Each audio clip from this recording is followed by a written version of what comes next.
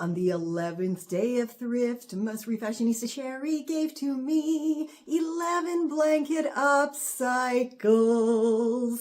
For this insanely fast project, all you need is your funky granny square blanket and a pair of scissors. Alrighty, so you want to find a blanket that when it's folded in half, like this one is folded in half lengthwise, you can kind of, see yourself wearing it as a poncho or a sweater. So the length is just about perfect on this one. And then to find the middle-ish square, all I'm going to do is fold it in half again, like so. So now it is double folded. And you know what's great about granny squares? You could actually not even fold this at all and just kind of count the squares to find the middle square. But I folded it already, so let's just do it this way. Okay, so you see where my finger is right here? This square right here is going to be the middle square. So I'm just going to pinch it with my finger till I get back over to my table. Okay, so here is my center square, and you can see here very easily, because it's different colors, that here is the yarn from the center square that is attaching it to the square on this side, and here on this side, and here and here. So you just want to chop that connecting yarn of the center square. You do not want to chop any of the other squares because, again, this is a no-sew project, so you're only cutting the yarn that is attached and holding that center square. So let's see if we can get closer here so you can kind of see it better. Now, for anyone who doesn't crochet, like I do not crochet anything beyond a chain stitch so far, but I'm trying to learn, this is kind of a really easy way to make yourself some awesome crochet granny square gear, and I just love it so much. And I really love the fact that you can go in a thrift store, find something like this that was clearly made with a lot of love and took a lot of time, and you can give it a new life and give it a new purpose for something that you will actually love and even wear. Okay, so let's make our first cuts here. Cut that, and it should come out nicely. Cut it again. And I'm just going to go all the way around the outside and cut all of these. And then I will go back later and remove the excess bits of yarn. Okay, so now our center bit is removed, and I mean, you can even use this now. You can use it as a little trivet or heating pad or a coaster, whatever you want. Just, clean up those edges, remove this, and you have your nice little finished edge and a little mini granny square. Okay, so to remove this part, you just want to kind of carefully, let's do this one here, carefully chop through and pull that out, and that yarn should come right out of those loops. And you see here now we are left with this nice finished edge here. So now I'm just going to go remove the rest of these loops, and then we can put it on. And there is our finished head hole, and it definitely is going to stretch wide enough to get on and off of my head. For this quick and cozy project, all you need is a granny square quilt, your scissors, and your hand sewing gear. So because my quilt is actually a rectangle shape, I'm going to be chopping it through the longest side.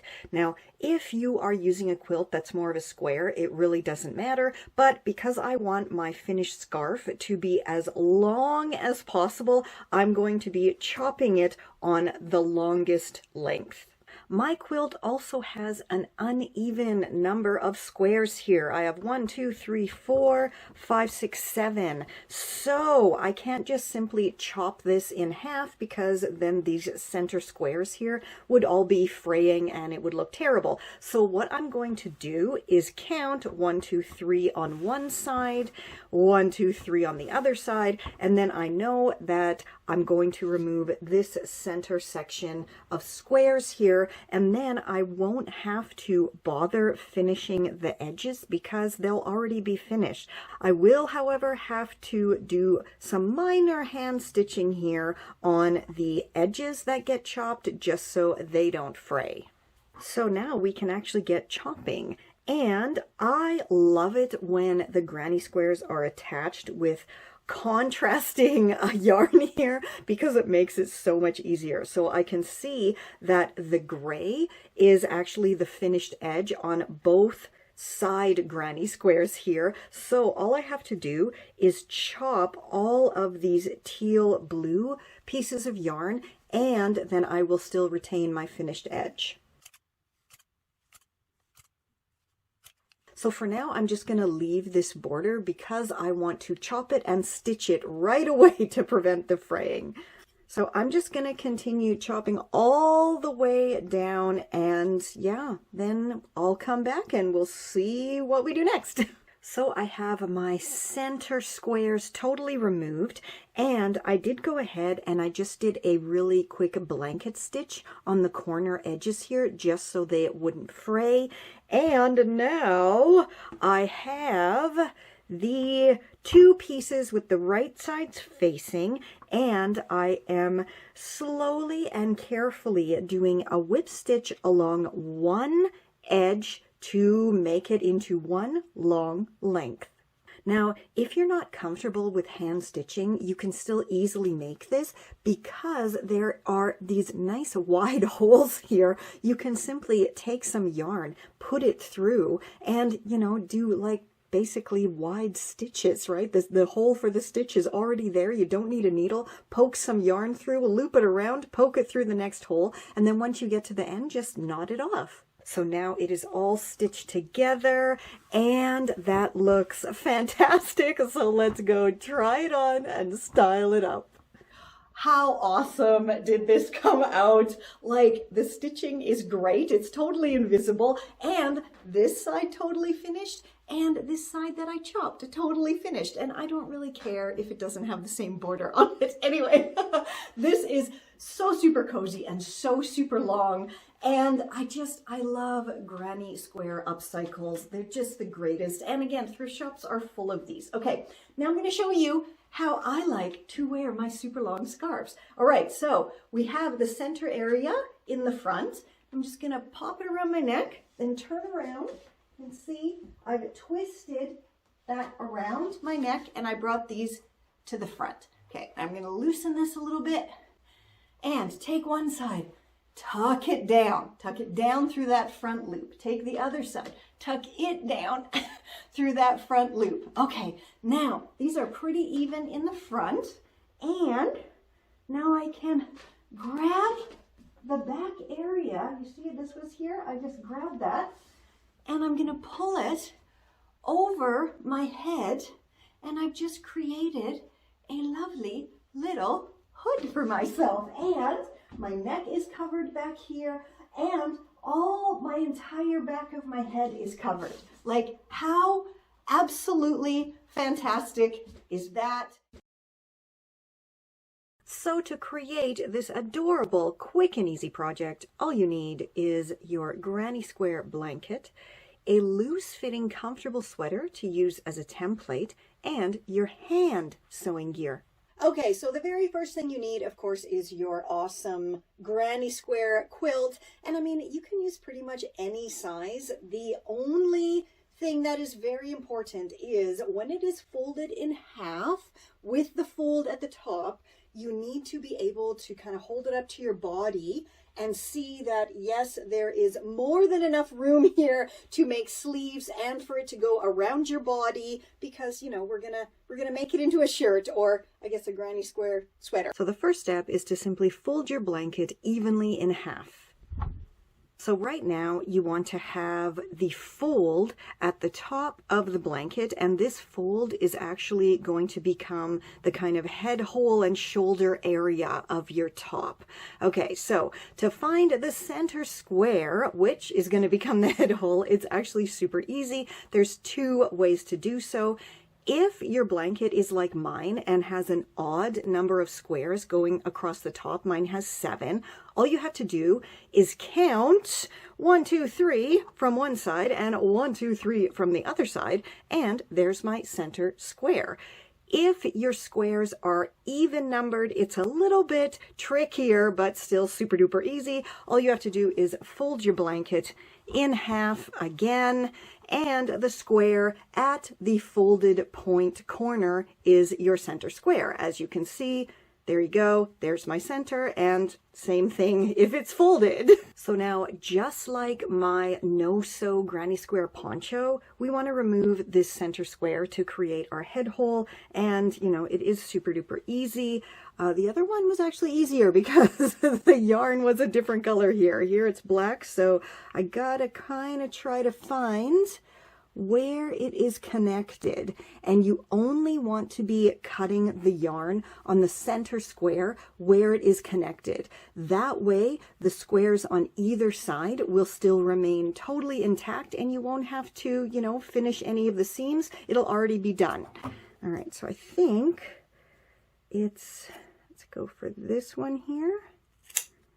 And aha, yay, it's coming out. So I'm just gonna continue and remove all of the yarn that's connecting my center square.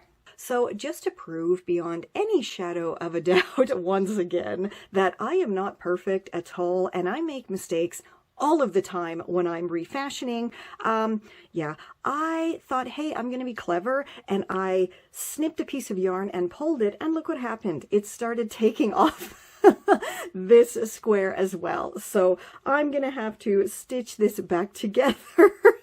And yeah, so just here's a lesson: pay attention to what you're doing, and if you need to tie the yarn off, make sure you tie it off, don't just pull it out.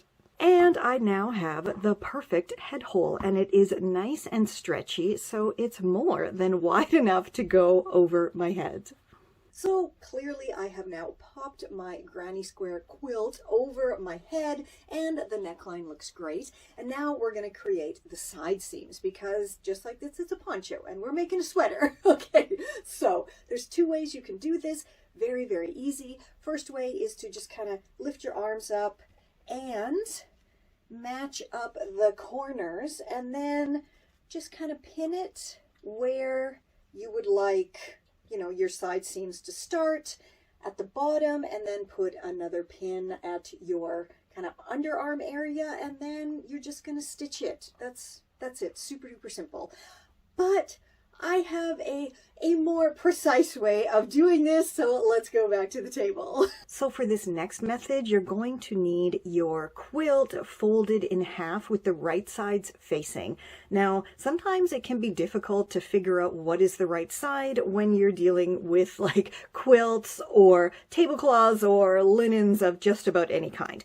With something that is knit or crocheted like this, it's actually kind of simple. You just want to find which side has the most ends tied off on it. So like this one, there's one here, there's another one here, there's another one here. So this is definitely going to be the inside of my sweater, which is why I have it folded now with the right sides facing. Okay, now we can grab our oversized sweater, and we're going to use this as the simple template.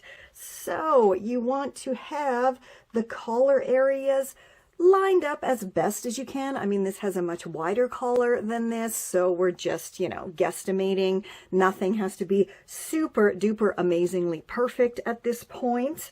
Okay, so then you want to check the side seam and sleeve area and see where exactly do they kind of fall on top of the quilt. And it's going to be this area that you're going to be removing to create your side seam and sleeve. Now, there's a couple different ways to do this, and you can simply pop a little pin in there to mark the spot, or I'm lucky with mine here, and I can see that it is simply these bottom 2 squares that need to be removed. So that's what I'm going to do. I'm going to carefully take out these 2 squares on both sides, and yeah, just do the exact same method that I did to remove the collar square, and then we will move on to the next step. So now that I have my pieces removed from the front and the back, and it was so easy, plus because I did the same method as I did to do the head hole, all of my edges here are finished already, so I don't have to worry about fraying. Just maybe a bit here on the very, very bottom and here at this hem, but I will just do some extra stitches to make sure that doesn't happen. Okay, so now I just gotta hand stitch this together, and I always like to use a whip stitch when I am sewing knits. And again, this is so easy. We're just gonna put our thread through and anchor the thread. Continue stitching this closed, then I'm going to go repeat the whole process on the other side. So I now have both sides chopped and stitched together. So let's flip it right side out. Oh, that looks great. That looks great. Look at that. Perfect. For this quick and easy project, all you need is your adorable crocheted quilt. Make sure this is big enough to wrap around your torso comfortably. Plus, you'll need a shirt that fits you loosely to use as a template, and of course, your sewing gear. Okay, so just to give a quick example of what I mean when I say it needs to be able to wrap around your body, here's my quilt. It is folded in half lengthwise, and you can see here I can definitely put a head hole in that, and it's going to comfortably have a front and a back. But I could also wrap it, literally wrap it around my body if I wanted to, so there is plenty of space to make my top out of this quilt. So now I have to find the center area to put my head hole into this, hopefully soon to be top. So I have folded it in half lengthwise. Now I'm going to fold it in half widthwise. And you see this folded corner here? This should be exactly the center. So I'm just going to put a pin in it to mark there. Okay, now it's time to start creating my head hole collar. So we're going to fold our template shirt in half evenly, and then we're going to lay that with the fold in the collar lined up with our pin, and then all I got to do is open that up, and it should be nicely centered. Now we're going to grab 2 more pins and mark the sides of the collar here. There we go. And we should now have a perfectly centered collar area. So because this is so super stretchy, I'm not going to chop out a whole lot for the collar area because I don't want it to get, super stretched out looking. And I think I might be able to use a similar technique to what I used for my granny square quilt top. It's going to be a little bit more difficult though, because it's not like nice squares I can cut out. It's all these little pieces here. So I think I'm going to start here and let's just chop and see what happens. So hopefully now, let's see, is that going to be sealed there? Maybe. And then I'm not going to have to stitch that. I don't know. We'll see when I chop out some more. So you can see here, I'm just kind of cutting out. Oh, there. See? Oh, it worked. That one worked. Yay. So I just chopped out that little piece of yarn that was holding that together. And look, that's a nice finished edge now. Hopefully, we'll see. So I'm just gonna keep going along here and chopping out pretty much this top line of the crochet, and then we'll see what it looks like when it's all chopped out. Hopefully, like I keep saying, hopefully this is going to work. So this is all that I chopped out from the neckline here, and I think that is more than enough because, like I said, it is super duper stretchy. Okay, so you know what? If you just want to do a poncho, you could be totally done right now, and it's a no sew poncho, so yay. I still am not sure if I want to have this with like longer sleeves like that, or if I want to do more of like a tank top situation, or do I want to have like kind of butterfly type of sleeves? I truly don't know. But you know what? We got to figure it out because it's time for the next step. Okay, so I think with this type of, it's not really fabric, crocheted blanket, because it is lightweight and super stretchy, I am going to try to see if I can do kind of fluttery sleeves. Yeah, so I have this laid flat. Here is the collar area, as you can see, and it is with the right sides folded facing together. Okay, so grab my template shirt again, and I'm going to line up the collar area like so. All right, now clearly there's no shoulder seams on the blanket for me to line up, but I'm going to use the underarm seam here as the area to chop out to create my sleeves. So I think I'm not going to pin it or anything. I'm just gonna chop it. And as I'm chopping, I think I might maybe do a kind of curve down here, and that might make it a little bit like a fluttery bell. We'll see. Let's give it a try.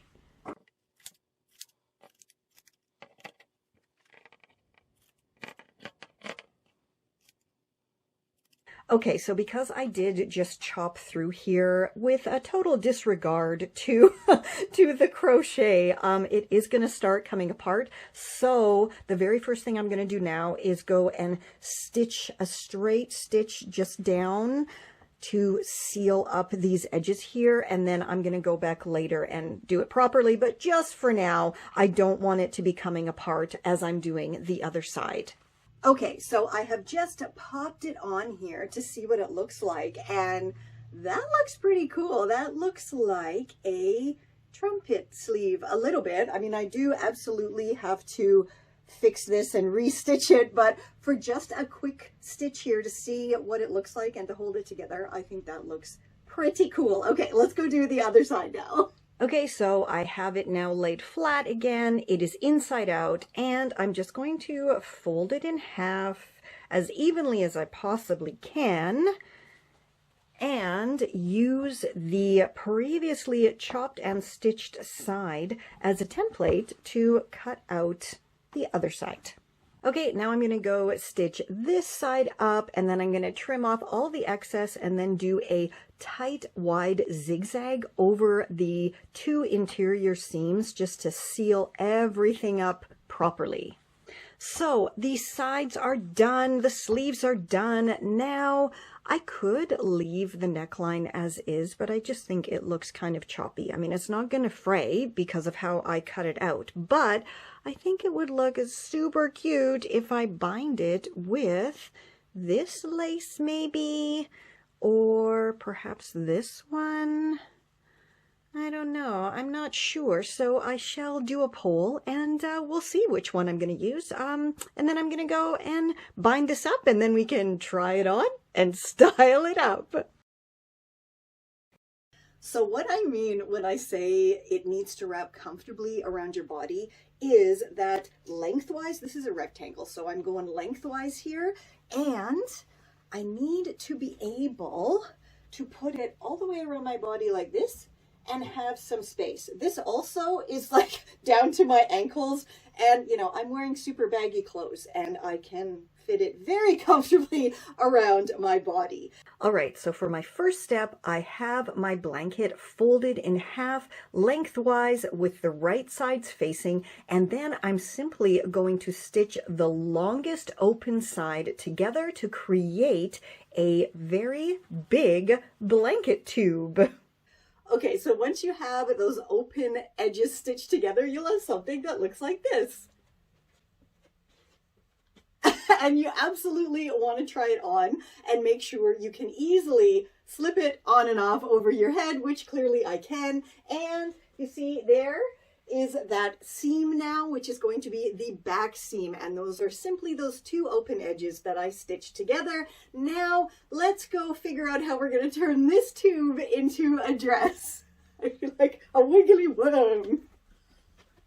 Okay, so I've now decided which end of the tube that I want to be the top part of my dress, and I have it laid on a flat surface with that center seam going evenly down the back. So all I did to do that was just fold it in half and then make sure the center seam was in the middle and then laid it down. Very, very easy.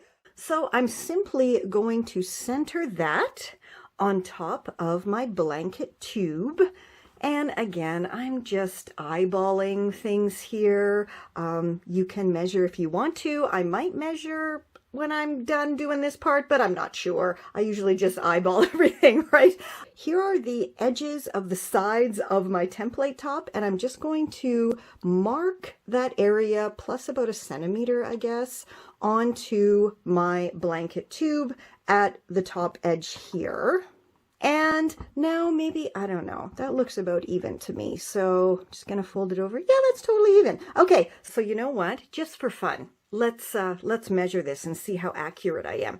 All right, so going from one edge to my pin here, ooh, it's about 18 centimeters. Pretty good.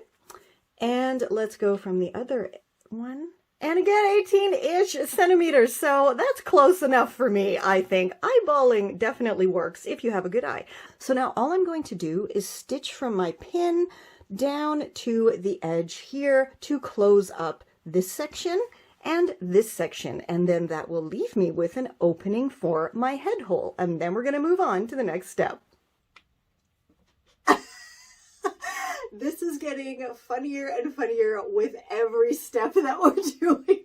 So you can see I have once again tried it on and it's perfect. The neck is absolutely perfect and it's exactly how I wanted it to be. And I did round off these corners just a touch, and I'm pretty sure I have to do a little bit more so they're not going to be weird and uncomfortable. It's very hard to talk with your hands when you're trapped in a fabric tube. Anyway, I'm going to go finish off these edges so they sit nicer on my shoulders, and then we're going to move on to the next step. Okay, so I have my template shirt once again laying on top of my fabric tube, but this time I have the collar seams lined up, and I'm going to use the shoulder seam as my guide to create some proper shoulder seams instead of just guessing and sewing. I'm actually going to do it properly. Okay, so just popping a pin here right at the edge. So now I know I can just stitch from my collar seam down to my pin, and I'm going to create my lovely shoulder seam. Okay, you can see here I have both of my new shoulder area seams done, and that looks much better. But you might be thinking, it's still squared edges, and what the heck, this doesn't look like a dress. It's going to. I promise, I think. Anyway, I think this is going to work. In my brain, it's already worked, so let's hope. It's Refashionista Sheri brain on fire today. Let's hope. Okay, so now this actually makes it even easier because I can just line up those seams instead of really trying to eyeball everything.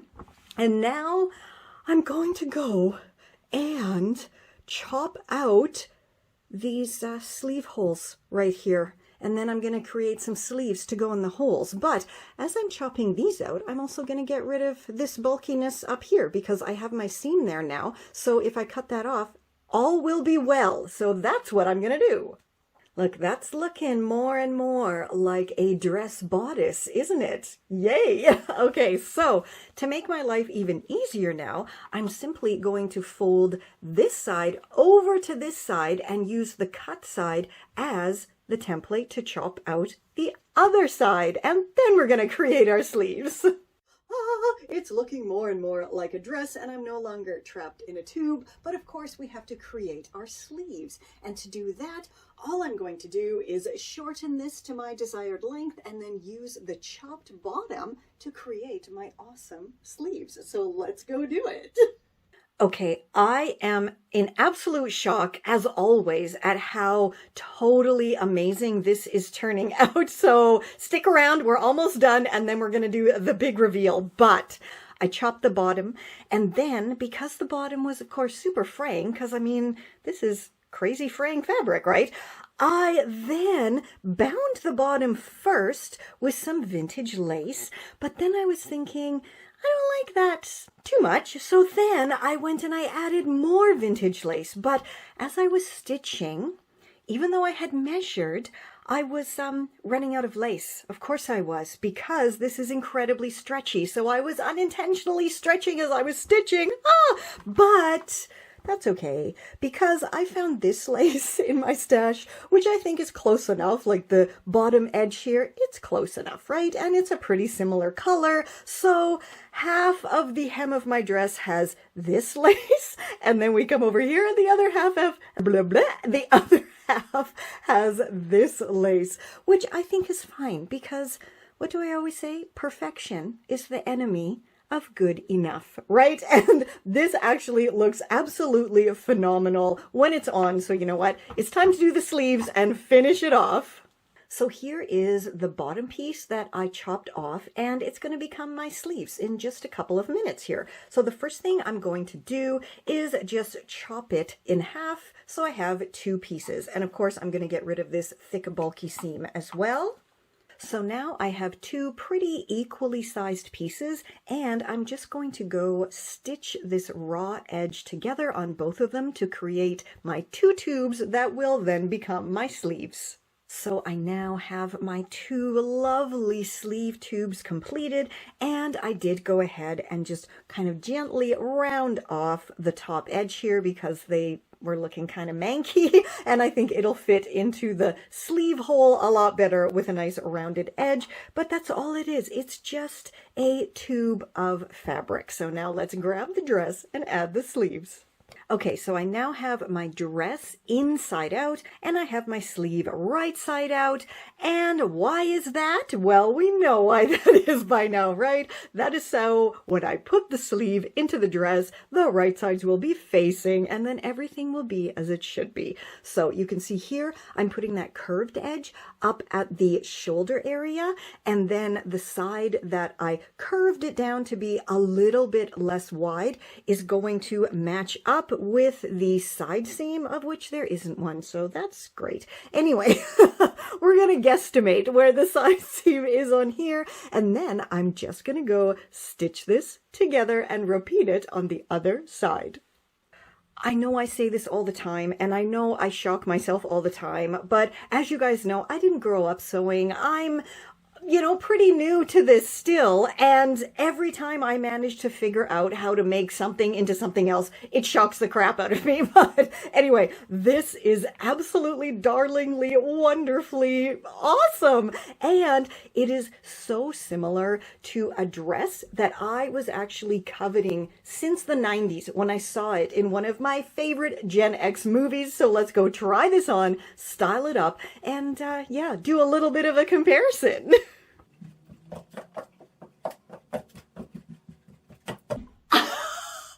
I think I just created the most Gen X dress to ever Gen X in the history of Gen X dresses, for real.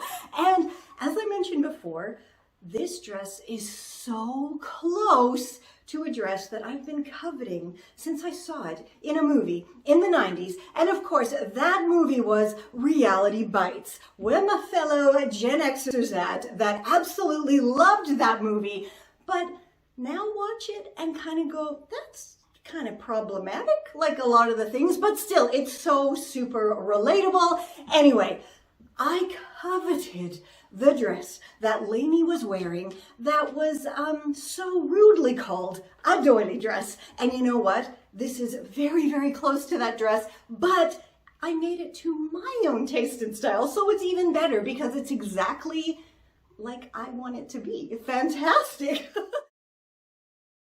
For this quirky cardigan project, all you need is your knit blanket, a pair of scissors, and your hand sewing gear.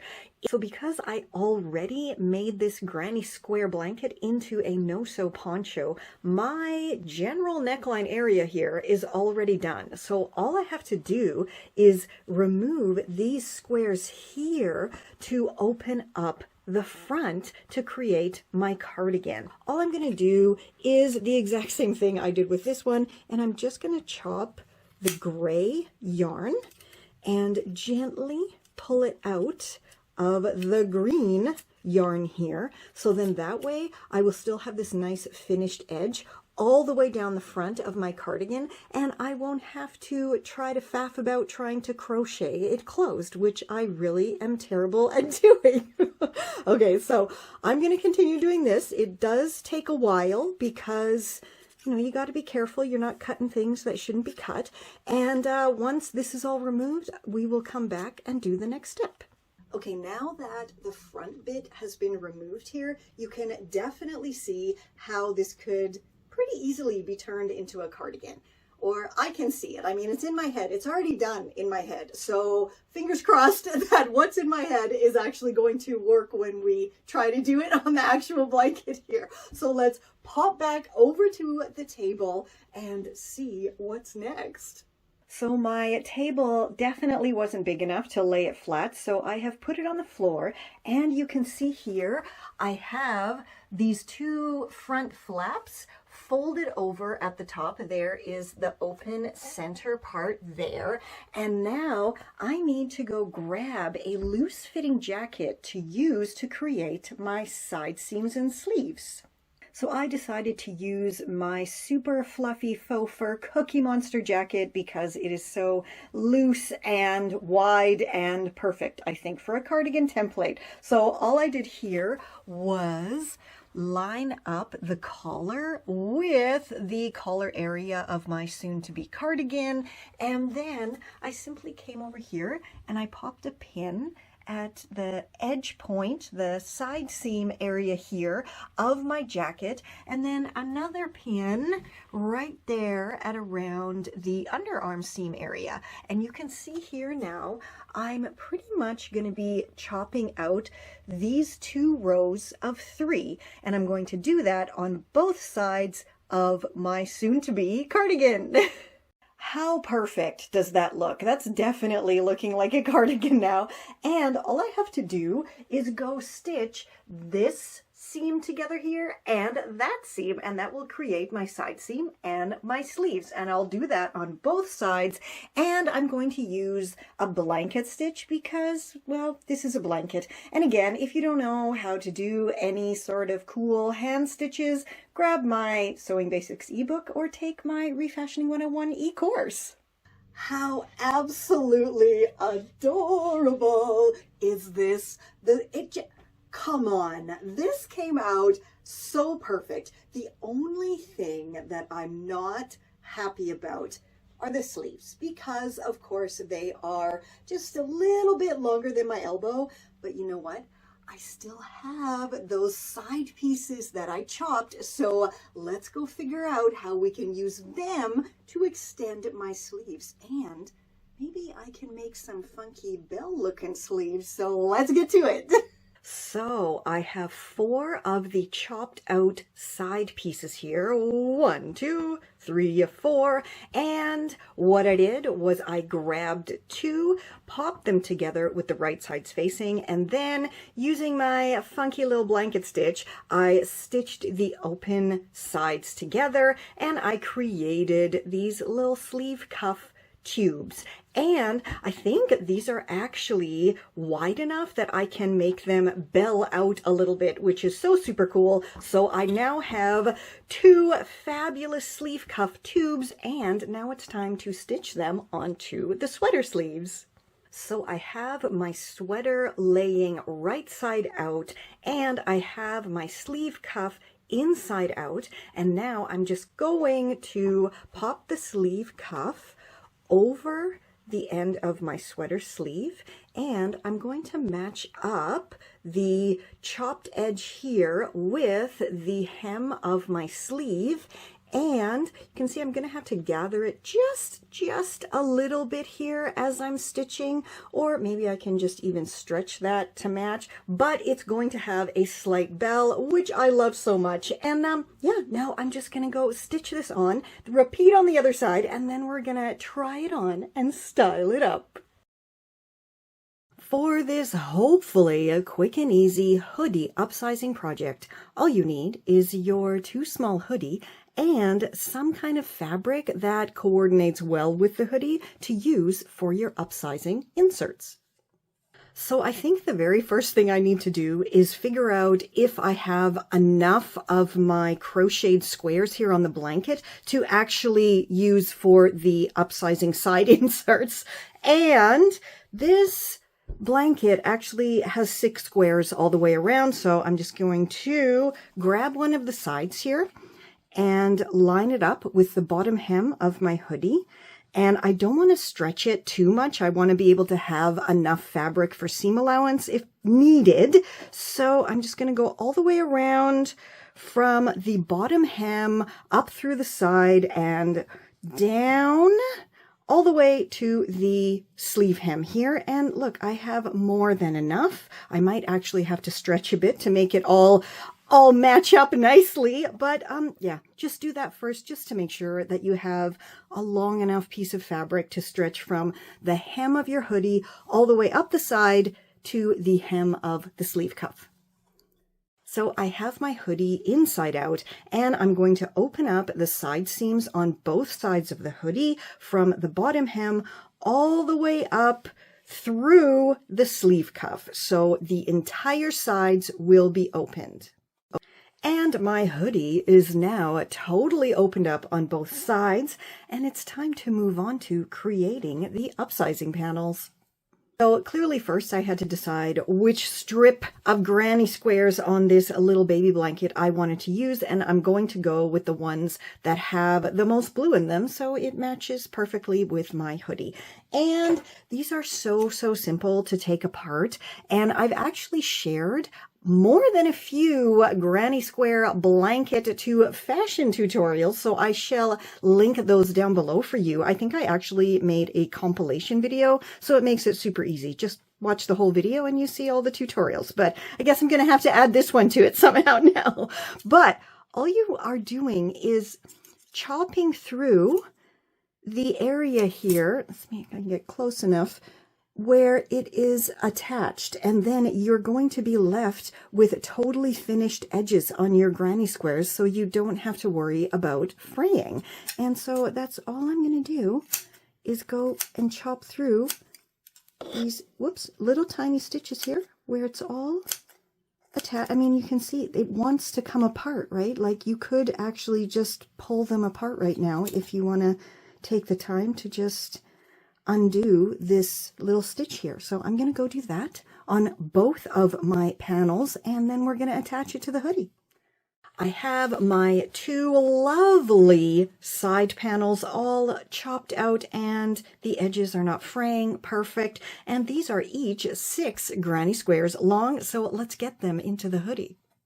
As you can see, I am starting at the cuff of one side of my hoodie, and I'm putting it with the right sides facing with my granny square length here. And then I'm just going to go and stitch it all the way down through to the bottom hem, and that'll be one of my side panels done. Then I'm going to repeat it with the other side of the sleeve cuff all the way down, and do the whole thing on the other side again. I mean, it's pretty easy to add side panels, so let's just do it.